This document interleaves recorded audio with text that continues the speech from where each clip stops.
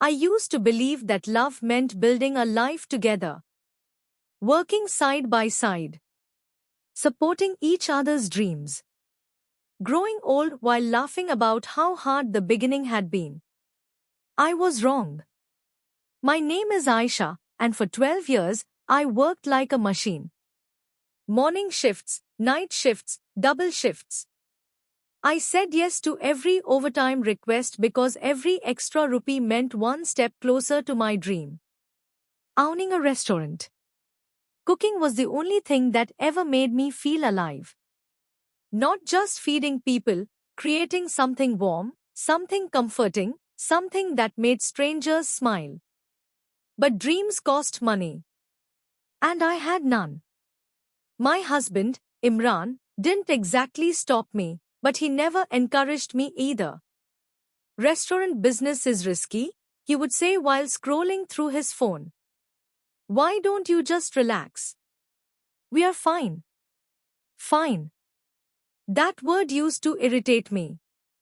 Fine meant surviving, not living. Imran had a stable job, yes. But his salary mostly went toward his personal expenses, new gadgets, car upgrades, nights out with friends. House expenses? Mostly mine. Still, I kept quiet. Because I believed marriage meant sacrifice.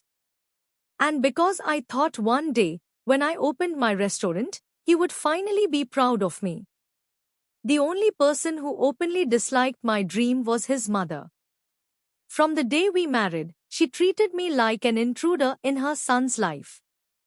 Women who work too much forget their duties, she would say loudly whenever I visited.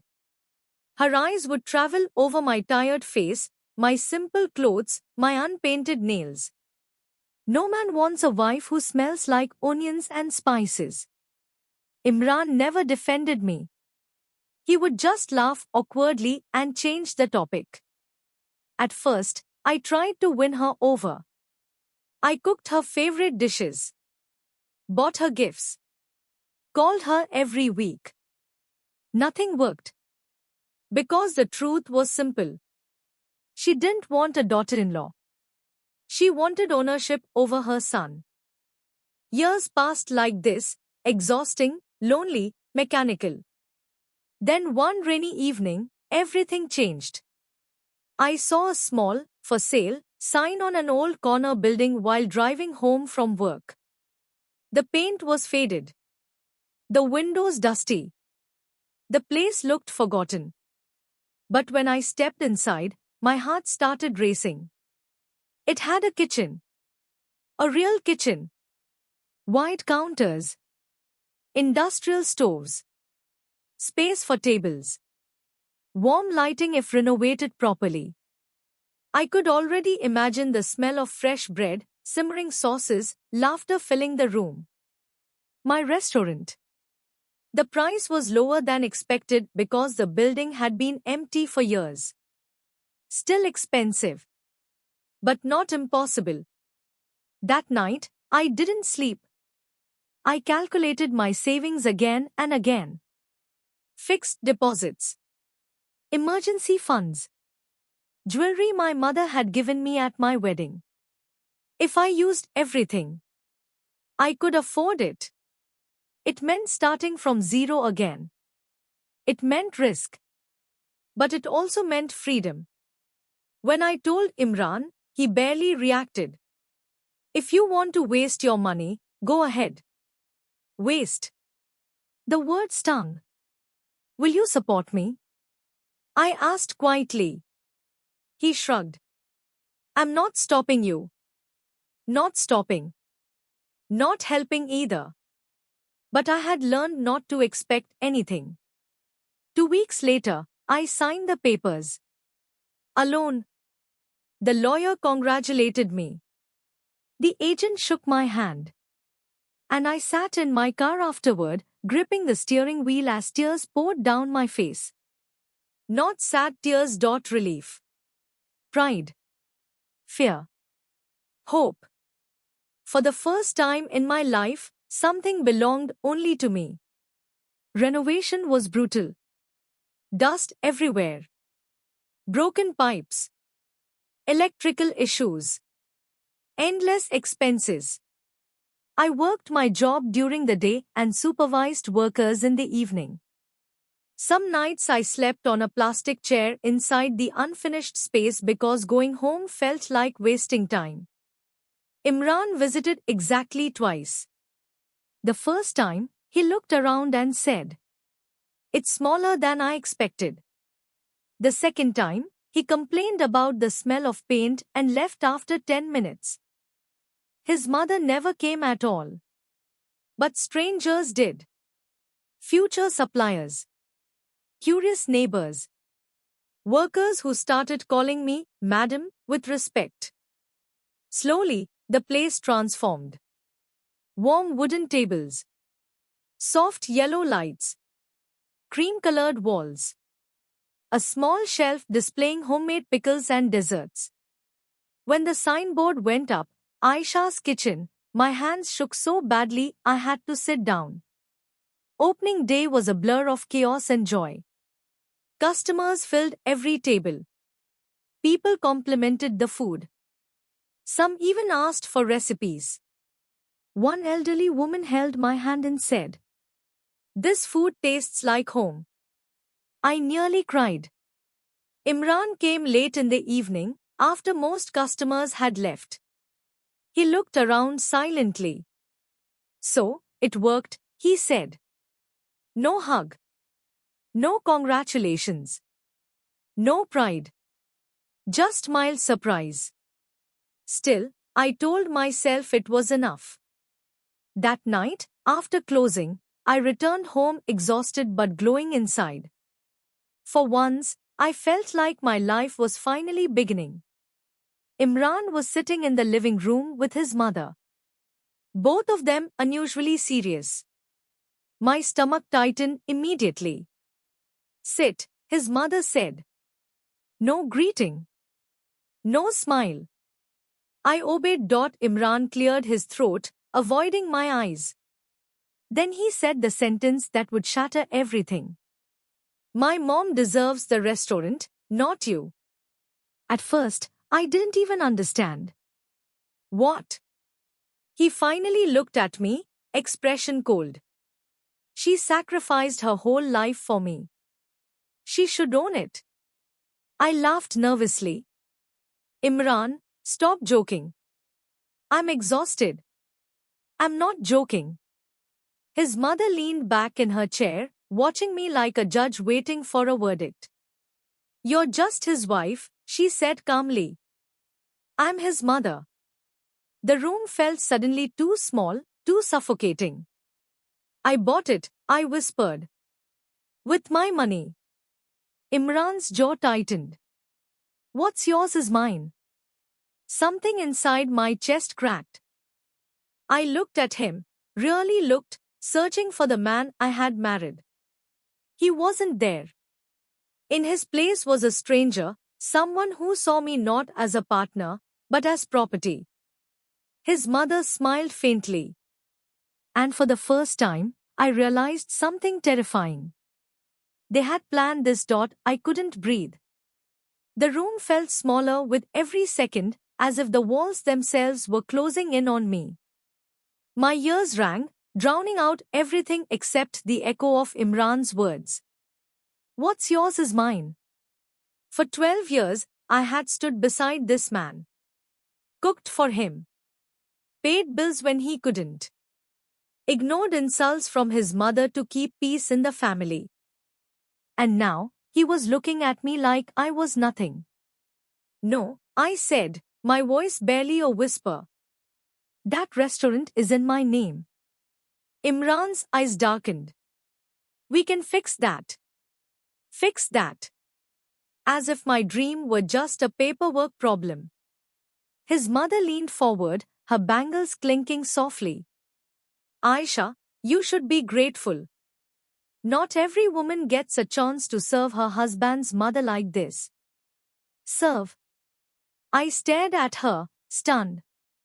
"Serve? I worked for this for years." "And you will continue working," she said sweetly. Under my management.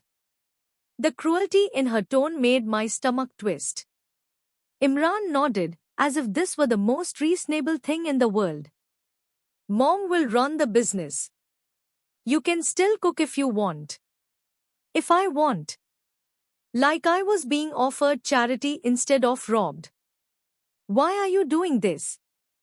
I asked, looking directly at him. Did I do something wrong? For a moment, just a moment, I thought I saw hesitation. Then his expression hardened. You're too independent, he said. People are talking. They say I live off my wife. So this was about ego. Not sacrifice. Not fairness. Pride. His mother placed a hand dramatically on her chest. My poor son has suffered so much humiliation. Humiliation. I remembered the nights I came home with swollen feet, too tired to eat. The times I handed over my entire salary for household expenses while he bought a new phone. Humiliation indeed. I won't give it to you, I said quietly. Silence fell like a heavy blanket. Imran stood abruptly, chair scraping against the floor. You don't have a choice. Fear shot through me, cold and sharp. What does that mean? He didn't answer. Instead, he walked out of the room. His mother remained seated, watching me with a calm, almost satisfied expression. You should sleep, she said softly. Tomorrow is going to be a busy day. Something in her voice made my skin crawl. I didn't sleep that night. Every sound made me jump, the ticking clock, the hum of the refrigerator, footsteps in the hallway. Around 3 a.m., I heard the front door open and close. Imran leaving. Where was he going at that hour? I almost followed him, but exhaustion pinned me to the bed. When my alarm rang at 6 a.m., I felt like I hadn't rested at all. Still, routine pushed me forward. Restaurant first. Questions later. The morning air was cool, the streets unusually quiet. I remember thinking how peaceful everything looked, how normal. How deceptive normal can be. As I turned the corner toward my restaurant, something felt wrong immediately. A small crowd stood outside. My heart started pounding. I parked badly, barely remembering to turn off the engine, and rushed toward the entrance. Then I saw it. New locks on the door. Not mine. Above the entrance, the signboard was different too. My name, Aisha's Kitchen, was gone. In its place, shiny new letters read, Mama's Kitchen. My knees nearly gave out. No. No, no, no. This couldn't be happening. I reached for the door handle anyway, pulling desperately as if sheer force could undo reality. Locked. A man from the crowd spoke hesitantly. Madam, they were here early morning. Changed everything. Who? My voice sounded strange, distant. Your husband, and an older lady. Of course. My hands began to tremble violently.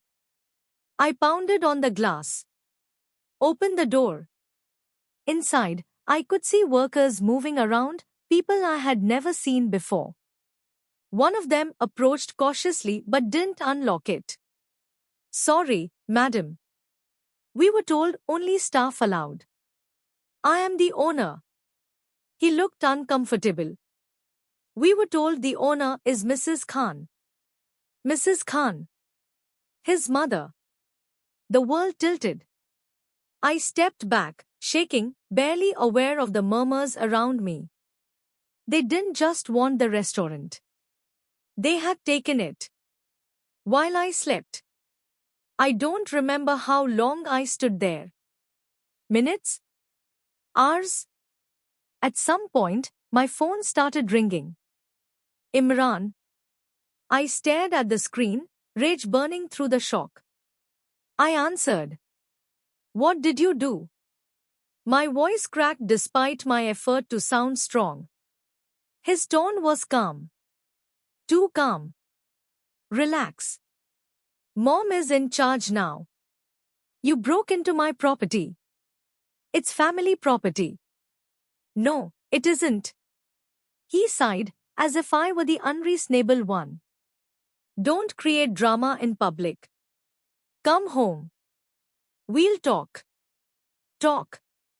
After stealing everything. Something inside me shifted then, not breaking this time, but hardening. No, I said quietly. You come here. He hung up. Of course he did. Control had always been his weapon. Silence, withdrawal, intimidation. But today, I had nothing left to lose. An hour later, a car pulled up. Imran stepped out, followed by his mother, dressed elegantly as if attending a celebration rather than committing theft. She smiled when she saw the new sign. It looks beautiful, she said. Beautiful. My nails dug into my palms so hard it hurt. Imran approached me, lowering his voice. Stop making a scene. I'm not leaving, I replied. His jaw tightened. You're embarrassing me. Good. For a split second, anger flashed across his face, raw, ugly. Then he leaned closer and whispered something that froze my blood. Remember, you have nowhere else to go. He was right. My parents were gone. I had no siblings nearby. No safety net. For years, my entire life had revolved around him. Isolation is a slow trap. You don't notice it until the door slams shut. His mother stepped forward dramatically. Aisha, don't be stubborn. You can still work here. I'll even give you a salary. A salary. In my own restaurant. The humiliation was so intense I felt dizzy. People around us were watching openly now. Some whispering, some recording on their phones. I suddenly realized something else. They weren't afraid. They thought they had already won. And maybe they had. Because I stood there, empty-handed, exhausted, alone. But then, through the fog in my mind, one small, clear memory surfaced. The lawyer's voice on the day I signed the papers. Everything is registered solely under your name. No one can claim it without your consent. My breathing slowed. My hands stopped shaking. I looked at Imran, really looked this time. And for the first time since last night, I felt something stronger than fear. Resolve? You made a big mistake, I said quietly. He frowned. What are you talking about? I didn't answer. Because suddenly, I knew exactly what I needed to do next. And it wasn't begging. It wasn't arguing. It was fighting back. For the first time since the nightmare began. I wasn't shaking. I wasn't crying. I wasn't begging. I was thinking. Imran watched me carefully, confusion replacing his earlier confidence. He was used to me being soft, emotional, easy to overpower. This calm version of me clearly made him uncomfortable. What mistake? He demanded. I tilted my head slightly. You'll find out. His mother scoffed. Enough drama. Either you accept reality, or you leave our lives. Our lives. Not your life with us. Their lives, as if I had already been erased. Something strange happened inside me then. Not anger. Not sadness. Clarity. Without another word, I turned and walked away. Behind me, I could hear Imran calling my name, irritation creeping into his voice. But I didn't stop. For 12 years, I had run toward him whenever he called. Today, I kept walking. Instead of going home, I drove straight to the only person who could help me, the lawyer who handled the purchase. My hands trembled slightly as I pushed open the glass door of his office. The receptionist looked surprised. I must have looked like I hadn't slept in days. "I need to see Mr. Siddiqui," I said. "Do you have an appointment?" "No. But it's urgent." Something in my voice must have convinced her, because she disappeared into his office and returned a minute later. "He'll see you." Mr. Siddiqui looked up from his desk, concern immediately appearing on his face. "Mrs. Aisha? Is everything all right?" The moment he asked, the strength I had been holding together cracked. Tears spilled down my cheeks before I could stop them. "They took it," I whispered. "My husband, he changed the locks, the sign, everything." His expression darkened instantly. "Sit down," he said firmly. "Tell me exactly what happened." I explained everything, the conversation, the new locks, the signboard, the claim that his mother owned it now. When I finished, silence filled the room. Then Mr. Siddiqui leaned back in his chair and said something that felt like oxygen rushing into my lungs. "They can't do that." I blinked. "What?" "The property is solely in your name. Not jointly owned. Not family property. Yours." Relief hit so hard I almost felt dizzy. "But they changed the locks." "That's illegal," he said calmly. "It's called unlawful possession." Unlawful possession. Not takeover. Not transfer. A crime. My heart started beating faster, not with fear this time, but with something dangerously close to hope. What do I do? Mr. Siddiqui picked up his phone. "We fix this immediately." Less than 2 hours later, I was standing outside my restaurant again. But this time, I wasn't alone. A police car was parked in front. 2 officers stood beside Mr. Siddiqui, reviewing documents. A crowd had already gathered, curious neighbors, passers-by, even customers who had planned to eat there. Inside, I could see Imran's mother pacing nervously. Imran came rushing out when he noticed the police. "What is this?" he snapped. The senior officer held up a hand. "Sir, please calm down. This is a family matter." "No," Mr. Siddiqui said sharply. "This is illegal occupation of private property."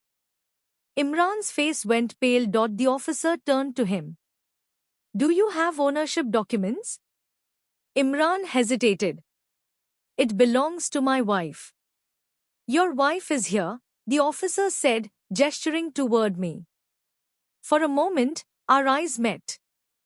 I expected anger, threats, manipulation. Instead, I saw something I had never seen on his face before. Fear. Real fear. His mother rushed forward, voice trembling with outrage. "This is absurd. I am the owner now." "Do you have proof?" the officer asked calmly. She opened her mouth, then closed it. Because there was none. Everything had been done overnight, illegally, relying only on intimidation. The officer nodded. "You will need to vacate the premises immediately." Her face turned red. "This is my son's restaurant. It is registered under Mrs. Aisha's name," he replied. "If you do not leave voluntarily, we will remove you." Gasps rippled through the crowd. Phones were definitely recording now. Imran grabbed my arm suddenly, squeezing hard. "Have you lost your mind? You're humiliating us." I pulled my arm free. No, I said quietly. You did that yourself. For a split second, his expression twisted with pure rage, the mask completely gone. You'll regret this, he hissed. Maybe. But not as much as I would regret staying silent. Inside the restaurant, chaos erupted. Workers hurriedly packed equipment. New staff members whispered anxiously. Imran's mother shouted orders no one followed anymore. Customers outside murmured as furniture was carried out. Some people even clapped softly. Clapped. I hadn't realized how visible this situation had become, or how many people were secretly on my side. Finally, Imran and his mother walked out. Not proudly. Not confidently. Defeated. His mother was crying loudly, muttering curses under her breath. Imran didn't look at anyone. His jaw was clenched so tight it looked painful. As they passed me, he stopped. For a moment, I thought he might apologize. Instead, he said quietly, "This isn't over." Then he walked away. And just like that, the nightmare reversed. The officer handed me the new keys after supervising the lock replacement. "Ma'am, you may enter." My hands trembled as I unlocked the door. When I stepped inside, the familiar scent of spices and wood polish wrapped around me like an embrace. My restaurant. Still mine. I walked slowly through the dining area, touching the tables, the walls, the counter, reassuring myself it was real. Mr. Siddiqui stood nearby, watching quietly. "You were brave today," he said. I shook my head. "No, I was desperate." He smiled faintly. "Sometimes that's the same thing." That evening, after everyone left, I sat alone in the empty restaurant. The lights were dim. The city noise muffled outside.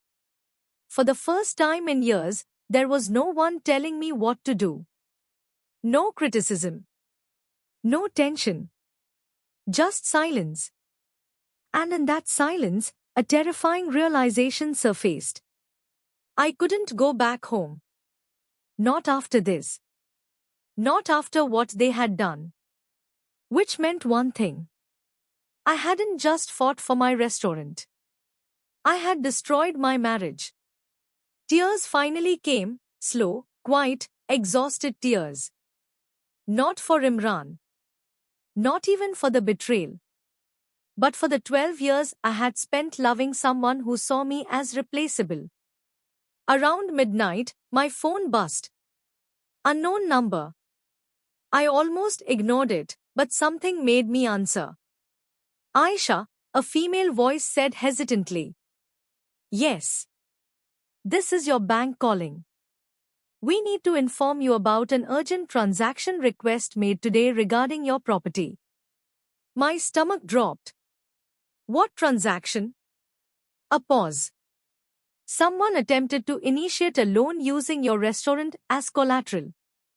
Ice flooded my veins. "Who?" I whispered. Another pause.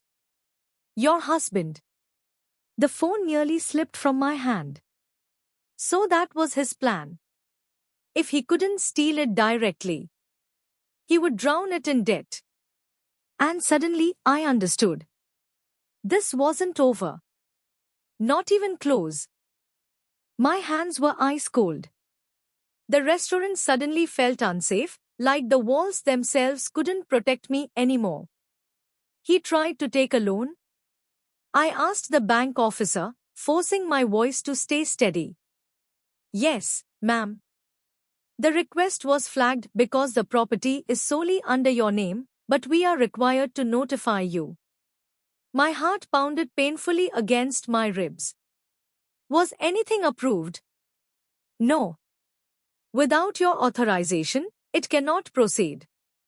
Relief washed over me, but it didn't last long. Because this meant one thing. Imran wasn't done. He wasn't trying to get the restaurant anymore. He was trying to ruin it. I didn't sleep that night. Instead, I sat on the kitchen floor, back against the cabinet, staring at nothing while memories replayed in my head like a cruel film. 12 years. Every argument. Every dismissal. Every moment I convinced myself things would get better. How many red flags had I ignored? How many times had he made decisions without telling me? A horrifying thought crept in. What if this wasn't the first time he had used my name, my assets, my trust? At Sunrise, I called Mr. Siddiqui again. We need to check everything, I said. All finances. All documents. Everything he might have touched. His tone sharpened immediately. Come to my office.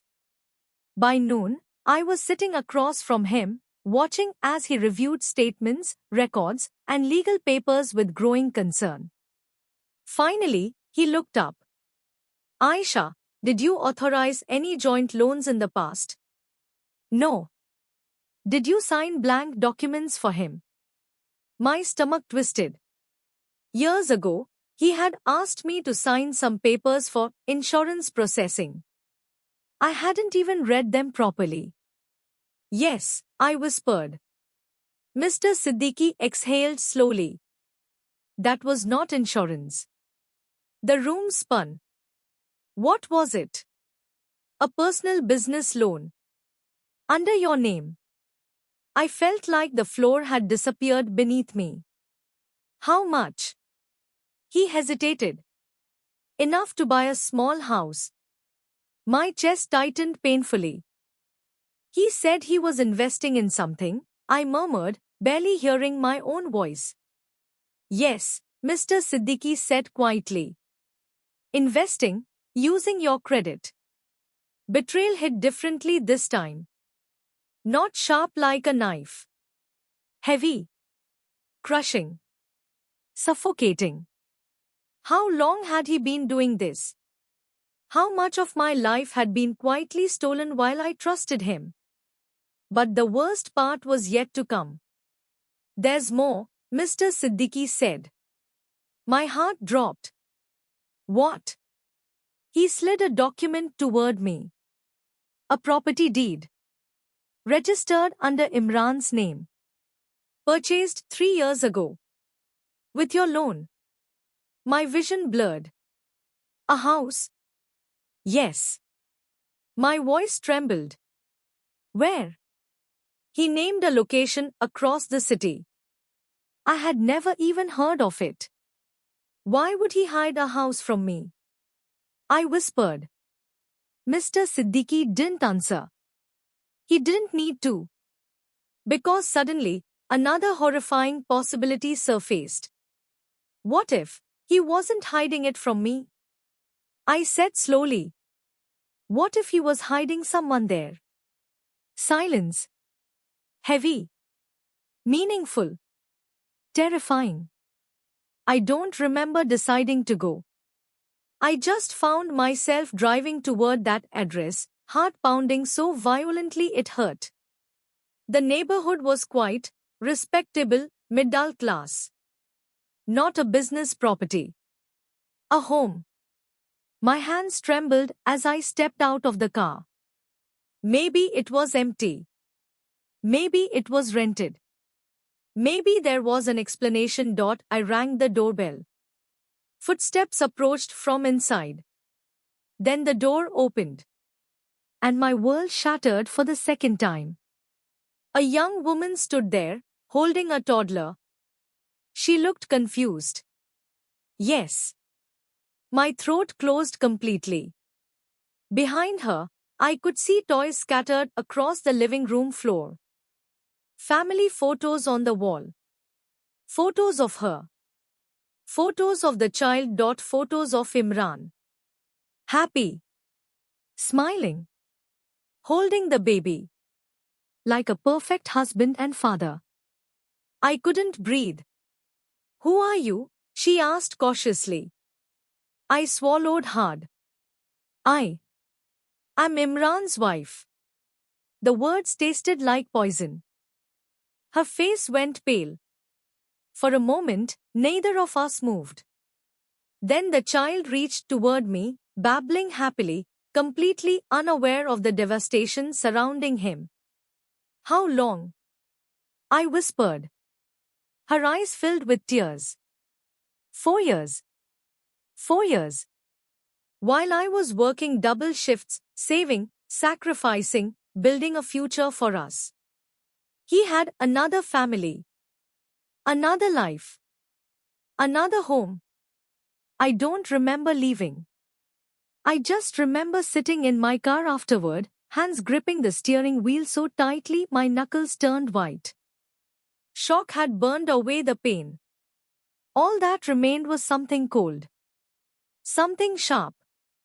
Something unstoppable. He hadn't just betrayed me. He had used me. Financially. Emotionally. Legally. I wasn't his partner. I was his funding source. My phone buzzed. Imran calling. Of course. I answered without speaking. Where are you? He demanded. Congratulations, I said quietly. Silence. Then, cautiously, what do you mean? You have a beautiful family. The silence that followed was deafening. You went there, he said finally, voice low and dangerous. Yes. For the first time, he sounded nervous. Aisha, listen. No, I cut him off. You listen. My voice didn't shake anymore. You tried to steal my dream. You used my name for loans. You lied for years. And now you're trying to destroy the only thing I built. He said nothing. Because there was nothing left to say. I'm done, I whispered. Then I hung up. That evening, I returned to the restaurant. Not broken. Not defeated. Transformed. I stood in the middle of the dining area, looking around at everything I had created with my own hands. This place wasn't just a business anymore. It was proof that I could survive him. No. More than survive. Win. And for the first time since all of this began, I smiled. Because I finally understood something important. He thought he had taken everything from me. But he had actually given me something far more powerful. Freedom. The divorce papers were filed the very next morning. No hesitation. No second thoughts. No tears. For 12 years, I had been afraid of losing my marriage. Now I realized something shocking. I had never truly had one. Imran tried to call me constantly for the first few days. I blocked him. Then he started using unknown numbers. I blocked those too. Finally, he began sending messages through relatives, dramatic, emotional, manipulative. He made a mistake. Think about your future. A woman shouldn't live alone. What will people say? For the first time in my life, I didn't care what people would say. Because none of those people had been there at 3 a.m. when I cried alone. None of them had watched me collapse from exhaustion while chasing a dream everyone else dismissed. Their opinions had never protected me. So they no longer mattered. 2 weeks later, I saw Imran in person for the first time since everything happened. Court hallway. He looked different. Thinner. Pale. Eyes tired. Not powerful anymore. Just desperate. Aisha, please, he said, stepping toward me. Let's talk. I kept walking. He grabbed my wrist lightly, not aggressively, just enough to stop me. I made mistakes. I was under pressure. My mother. I pulled my hand free. Your mother didn't create a second family, I said quietly. His face drained of color. Listen to me, he insisted. We can fix this. I'll leave that house. I'll do anything. Anything. Now. After everything. Why? I asked calmly. He blinked, confused. What? Why now? Silence stretched between us. Then the truth slipped out. Because I'm drowning, he whispered, of course. Not because he loved me. Not because he regretted hurting me. Because he needed saving. The court proceedings were brutal. Every hidden loan surfaced. Every forged signature exposed. Every financial manipulation documented. The judge's expression grew colder with each revelation. When the second family was mentioned, the courtroom fell into stunned silence. Imran avoided my gaze the entire time. By the end, the decision was clear. Full divorce. Financial penalties. Repayment of all debts taken under my name. Legal action pending for fraud. He didn't just lose me. He lost everything. His mother tried to confront me outside the courthouse. This is your fault, she shouted. You destroyed our family. I looked at her calmly. No, I said. Your son did. For once, she had no comeback. Months passed. The restaurant flourished beyond anything I had imagined. Lines outside every evening. Online reviews calling it the most comforting place in the city. Regular customers who greeted me like family. I expanded the menu. Hired more staff. Opened lunch service. For the first time in my life, success didn't feel fragile. It felt earned. It felt solid. It felt mine. One evening, as I was closing up, a familiar voice stopped me. Aisha. I turned. Imran stood across the street. He looked older, worn down, smaller somehow. Gone were the expensive clothes, the confident posture, the careless arrogance. Just a man who had gambled everything and lost. He didn't come closer. Maybe he knew he no longer had that right. I heard the restaurant is doing well, he said softly. Yes. I'm glad. We stood in silence for a moment. Then he said the words I once thought I needed to hear. I'm sorry. I studied his face carefully. Not searching for love. Not searching for pain. Just observing. For years, this man had been the center of my world. Now he felt like a stranger I vaguely remembered. Take care of yourself, I said politely. Not cold. Not warm. Just neutral. Then I turned, locked the door, and walked away. He didn't follow. 6 months later, I opened a second branch. This time, the sign didn't just say my name. It said, Aisha's Kitchen, built with courage. Because that was the truth. Not talent alone. Not luck. Not support. Courage. People sometimes ask me if I hate him. I don't. Hate requires emotional energy. And I've learned to spend mine on better things. Do I forgive him? Maybe. Not for his sake. For mine. Because holding on to anger would mean he still had power over me. And he doesn't. What he meant to destroy became my foundation. What he meant to steal became my strength.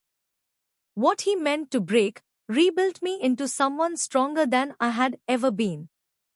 I didn't lose my husband. I lost my illusion. And in its place, I found myself.